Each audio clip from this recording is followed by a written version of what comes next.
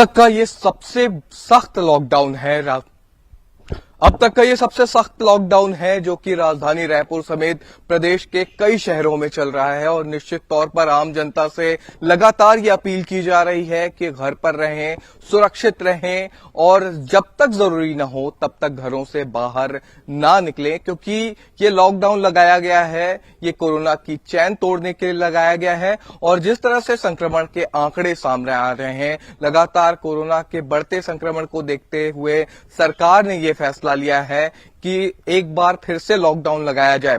जिस तरह से पूरे शहर भर में पहले दिन सन्नाटा देखा गया, कुछ इसी तरह की तस्वीर राजधानी रायपुर समेत प्रदेश के उन जिलों में भी दिखाई देने वाली है जहां पर इस बार लॉकडाउन लगाया गया है। हालांकि ये भी है कि पुलिस जो इमरजेंसी सर्विस में लगे हुए लोग हैं उनके लिए कई रियायत जरूर दी जा रही है, लेकिन इतना जरूर है कि इससे पहले जितने भी लॉकडाउन रहे हैं उस दौरान पेट्रोल, किराना दुकानें और सब्जियों की दुकानें मुख्य तौर पर खुली रहती थी, लेकिन इस बार के लॉकडाउन में ऐसा बिल्कुल भी नहीं है। आम जनता को पेट्रोल नहीं दिया जा रहा है, केवल वही परीक्षार्थी जो कि परीक्षा देने के लिए जा रहे हैं या फिर कोई कोरोना की जांच कराने के लिए, टेस्ट कराने के लिए घर से बाहर निकल रहा है, केवल उन्हीं को ही पेट्रोल दिया जा रहा है। या फिर कोई अस्पताल पहुंचने के लिए जा रहा है उसे पेट्रोल दिया जा रहा है। तो निश्चित तौर पर सरकार ने ये फैसला इसलिए लिया है क्योंकि लगातार आंकड़े बढ़ रहे हैं और ये आंकड़े चिंताजनक हैं। चिंताजनक इसलिए क्योंकि अस्पतालों में बेड की संख्या कम है और जिस तरह से ये लगातार संक्रमण बढ़ रहा है, तो इससे ये समझ में आ रहा है कि यही स्थिति जो है वो लगातार बनी रहेगी। और फिलहाल जो एक हफ्ते का लॉकडाउन लगाया गया है उसमें अभी सरकार ने ये कोशिश है कि जितने भी जिले हैं वहां पर से कम आंकड़े हो। और अभी ये भी देखा जा रहा है कि इसका इफेक्ट ये भी पड़ा है कि टेस्टिंग के लिए काफी कम लोग जो है वो सेंटर्स तक पहुंच रहे हैं। तो ये एक तरह से बड़ी चुनौती यहाँ पर चलिए देखना होगा कि इस लॉकडाउन का कितना सकारात्मक परिणाम निकलकर सामने आता है। देवव्रत, आप लगातार बने रहे लाइन पर और इसी बीच एक और अहम खबर का हम रुख करेंगे, जहां एक तरफ कोरोना को मात देने के लिए लॉकडाउन लगाया गया है, लॉकडाउन रिटर्न्स की शुरुआत हो चुकी है, तो वहीं दूसरी तरफ सीएम भूपेश बघेल ने ट्वीट कर राजधानी की तस्वीरों को भी साझा किया है। मुख्यमंत्री ने ट्वीट में लिखा कि यही खामोशियां खुशियां वापस लाएंगी और यही दूरियां हमें सुकून की नींद सुलाएंगी। जल्दबाजी छोड़ थामे रफ्तार, कुछ और दिन यही सावधानियां हमें मंजिल तक पहुंचाएंगी। तो सीएम के इस ट्वीट का साफ संदेश है कि लोग लॉकडाउन का पालन करें। सीएम ने लॉकडाउन के दौरान लोगों के सकारात्मक सहयोग की अपील की है। तो देवव्रत, जैसा कि स्वास्थ्य मंत्री ने भी कहा था कि जब तक जनता सपोर्ट नहीं करेगी तब तक लॉकडाउन सफल नहीं किया जा सकता है, और कुछ ऐसी ही बातें सीएम भूपेश बघेल ने ट्वीट के माध्यम से भी कही हैं। देवव्रत जी बिल्कुल, क्योंकि अभी बार बार सरकार की तरफ से और मुख्यमंत्री खुद ये जनता से अपील करते हुए दिखाई दिए हैं कि लॉकडाउन के नियमों का पालन किया जाए। और इसलिए धारा 144 अभी फिलहाल लगी हुई है, कर्फ्यू जैसा माहौल है कि किसी भी तरह से लोगों का जमावड़ा जो है वो कहीं ना हो। और इसलिए सीएम भूपेश बघेल ने भी ये अपील की है कि इसी तरह की स्थिति हो। फिलहाल आप देखिए कि जिस जगह पर मैं हूं हर एक रोड आपको सुनाई दिखाई देगा, और क्योंकि ये सुबह का वक्त है, मॉर्निंग वॉक करने वालों की भी भीड़ यहाँ पर हमेशा बनी रहती है, लेकिन वैसी कोई स्थिति अभी आपको दिखाई नहीं देगी। सड़कों पर सन्नाटा है, गलियों पर सन्नाटा है, और ये अपील सरकार की है, मुख्यमंत्री की है, जो कि दिखाई दे रही है कि वाकई अगर आपको चैन तोड़ना है तो जरूर निश्चित तौर पे जो लॉकडाउन लगाया गया है उसका पालन करना होगा। और राजधानी रायपुर की तर्ज पर न सिर्फ रायपुर में, बाकी अन्य शहरों ने भी इसे फॉलो किया है। बाकी जो बिलासपुर है, दुर्ग है, राजनांदगांव है, वहां पर भी लॉकडाउन लगाया गया है। हालांकि दुर्ग और राजनांदगांव ऐसे शहर हैं जहां पर राजधानी रायपुर से पहले ही लॉकडाउन लगा दिया गया। तो फिर और जगदलपुर जो अन्य शहर हैं जहां पर अभी संक्रमण ज्यादा नहीं बढ़ रहा है, वहां पर फिलहाल अभी लॉकडाउन नहीं लगाया गया है। लेकिन ऐसे शहर जहां पर लगातार मामले सामने आ रहे हैं वहां यही कोशिश है कि फिलहाल चैन को तोड़ा जाए। और मुख्यमंत्री ने भी अपने ट्वीट के जरिए अपने पोस्ट के जरिए यही कोशिश की है कि जनता से एक बार वो अपील करें और जनता से वो लगातार यही अपील करते रहे हैं कि अगर आप घर पर रहेंगे तभी सुरक्षित रहेंगे और निश्चित तौर पर जो कोरोना से जंग हम आने वाले समय में जीत पाएंगे। बिल्कुल देवव्रत, बहुत बहुत शुक्रिया आपका तमाम विश्लेषण के लिए, जानकारी साझा करने के लिए, तस्वीरें दिखाने के लिए। और बेमेतरा में कोरोना के 24 नए मामले सामने आए हैं। जिले में अभी तक कोरोना के 1103 मरीज मिल चुके हैं, जिनमें से 679 मरीज डिस्चार्ज किए जा चुके हैं। 419 मरीजों का इलाज जारी है और हालत हालांकि खतरे से बाहर बताई जा रही है और ये भी संभावना है कि जल्द ही सभी मरीज ठीक हो जाएंगे। लॉकडाउन के बाद ये देखा जा रहा है कि बहुत कम मामले सामने आ रहे हैं, क्योंकि अक्सर ये देखा जा रहा था एक जिले में 100-200 से ज्यादा मामले ही निकलकर सामने आ रहे थे।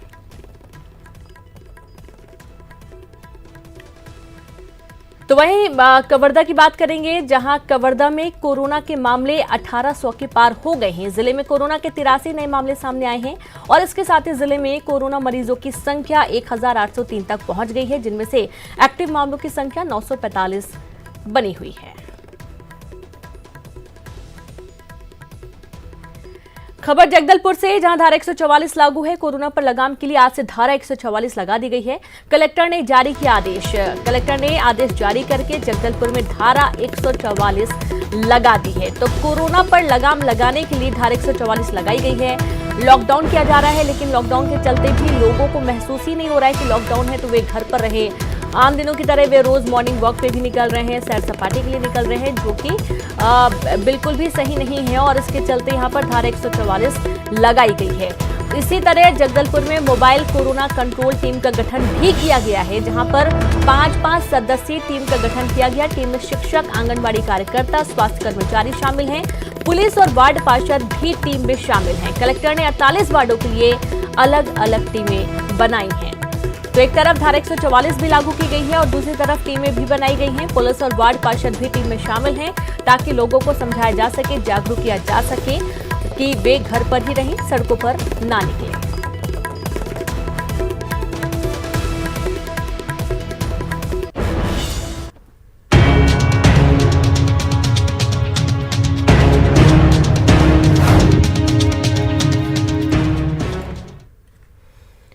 तो लॉकडाउन रिटर्न्स हो चुका है। रायपुर में कांग्रेस की अहम बैठक, प्रदेश कांग्रेस कार्यकारिणी और जिला कांग्रेस अध्यक्षों की बैठक हुई, जहां केंद्र के कृषि कानूनों के खिलाफ आंदोलन की रणनीति पर चर्चा हुई। सांसद, विधायक, विभाग प्रमुखों और मोर्चा संगठन प्रमुखों की बैठक, जिले के प्रभारी और सभी जिला अध्यक्षों की भी बैठक। पीएल पुनिया, सीएम भूपेश बघेल और प्रदेश कांग्रेस अध्यक्ष मोहन मरकाम बैठक में मौजूद रहेंगे।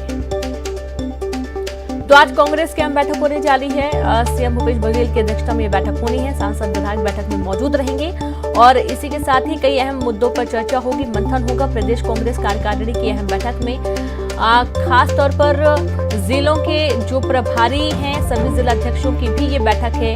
प्रत्येक जिलों की जानकारी ली जाएगी। लॉकडाउन रिटर्न्स के बाद किस तरीके के हालात हैं और क्या कुछ अभी किया जाना बाकी है, तो आगे की रूपरेखा तैयार की जाएगी। बैठक में मोहन मरकाम भी शामिल होंगे।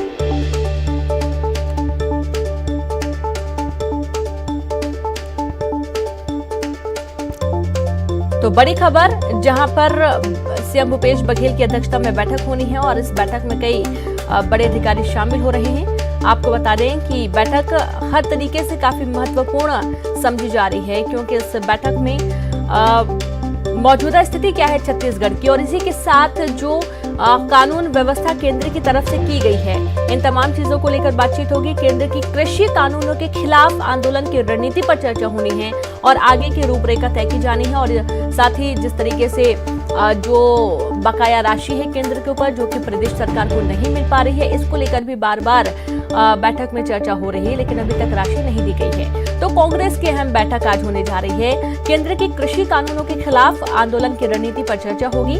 प्रदेश कांग्रेस कार्यकारिणी और जिला कांग्रेस अध्यक्षों की बैठक है। सांसद, विधायक प्रमुख इस बैठक में शामिल होंगे और सहयोगी ममता लांजेवार जुड़ गई है। ममता, कांग्रेस की आज अहम बैठक होने जा रही है। सबसे ज्यादा महत्वपूर्ण जो मुद्दा है वो है कृषि बिल। इसके साथ ही और क्या क्या वो प्रमुख मुद्दे होंगे जिनको लेकर चर्चा होने की संभावना है? देखिए, आज शाम को 4 बजे कांग्रेस जो कार्यकारिणी है, सांसदों, विधायकों, प्रदेश कांग्रेस के विभाग प्रमुखों और मोर्चा संगठनों की बैठक रखी गई है और 5 बजे कांग्रेस कार्यकारिणी के सभी सदस्य, जिलों के प्रभारी पदाधिकारी और सभी जिला कांग्रेस अध्यक्ष सम्मिलित होंगे। दरअसल कृषि विधेयक को लगातार जो विरोध हो रहा है, कांग्रेस कर रही है, उसको लेकर रणनीति बनाई जाएगी, क्योंकि अक्सर जो कांग्रेस जो है जानबूझ तरीके से पूरे देश भर में आंदोलन करेगी, तो राज्य में आंदोलन को लेकर किस तरीके की जो रणनीति होगी और कब से आंदोलन शुरू होंगे, उसको लेकर इसमें चर्चा होगी। और अलग अलग तरीके से, चूंकि लॉकडाउन है, कोरोना का समय है, ऐसे में किस तरीके से वो आंदोलन किया जाएगा, इसको लेकर भी जो है वो चर्चा होगी। तो अभी प्रमुख रूप से अगर देखा जाए तो जो कांग्रेस जो है इस बिल को किसान विरोधी बता रही है और इसी पर चर्चा होगी। उसके साथ ही अगर हम बात करें तो कल उसके बाद ये बैठक है वो ऑनलाइन बैठक होगी, क्योंकि प्रदेश में जो है एक तरह से कहे कि ज्यादातर जिलों में लॉकडाउन लगा हुआ है।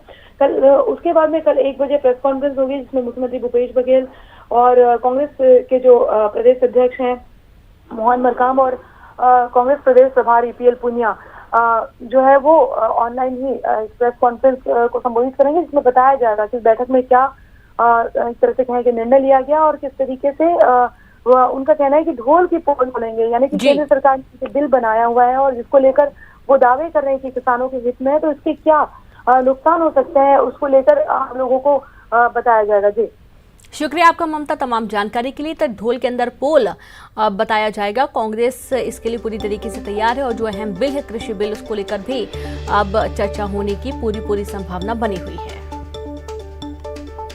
तो छत्तीसगढ़ में 4 दिनों की हड़ताल के बाद एनएचएम कर्मियों ने सामूहिक इस्तीफा दे दिया है और प्रदेश के करीब 13,000 संविदा स्वास्थ्यकर्मी नियमितीकरण की मांग कर रहे हैं। तो वहीं अपील और चेतावनी के बाद भी काम पर नहीं लौटने पर सरकार ने सख्ती दिखानी शुरू कर दी है। कई जगह एनएचएम कर्मियों को बर्खास्त किया गया, जिसके विरोध में एनएचएम कर्मियों ने अलग अलग जिलों में अपना सामूहिक त्यागपत्र सौंप दिया है। आप देख सकते हैं रायपुर, कवर्धा, बालोद, सूरजपुर, सुकमा और राजनांदगांव की तस्वीरें, जहां एनएचएम कर्मियों ने इस्तीफा सौंप दिया है।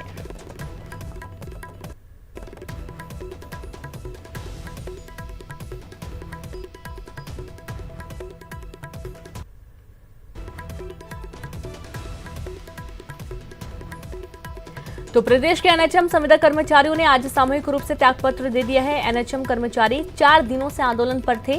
13,000 कर्मचारी स्वास्थ्य विभाग के विभिन्न पदों पर तैनात थे, जो कि सरकार से नियमितीकरण की मांग कर रहे थे।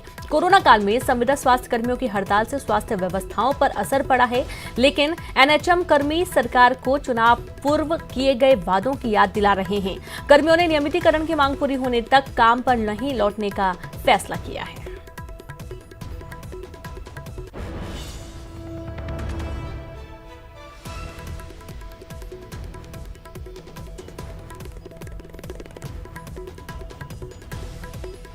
जांजगीर चांपा जिले में नियमितीकरण की मांग को लेकर हड़ताल पर गए राष्ट्रीय स्वास्थ्य मिशन के कर्मचारियों ने सीएमएचओ को सामूहिक इस्तीफा सौंपा है।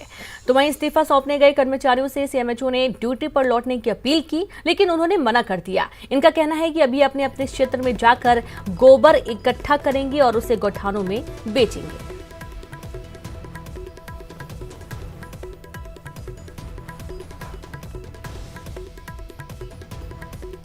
मुंगेली में भी एनएचएम के तहत काम कर रहे संविदा स्वास्थ्य कर्मियों की हड़ताल जारी है। कर्मचारियों ने सीएमएचओ को सामूहिक इस्तीफा सौंपकर अपना प्रदर्शन जारी रखा है। कलेक्टर ने हड़ताल कर रहे सभी कर्मचारियों को 24 घंटे के भीतर काम पर लौटने के आदेश जारी किए थे, लेकिन कर्मचारी नहीं माने। हड़ताल से स्वास्थ्य सेवाएं प्रभावित हो रही हैं।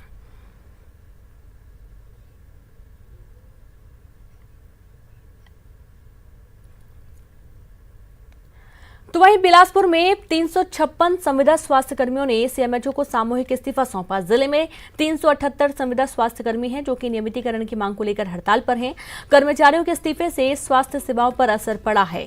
कर्मचारी नियमितीकरण की शर्त के साथ ही काम पर लौटने की बात कह रहे हैं।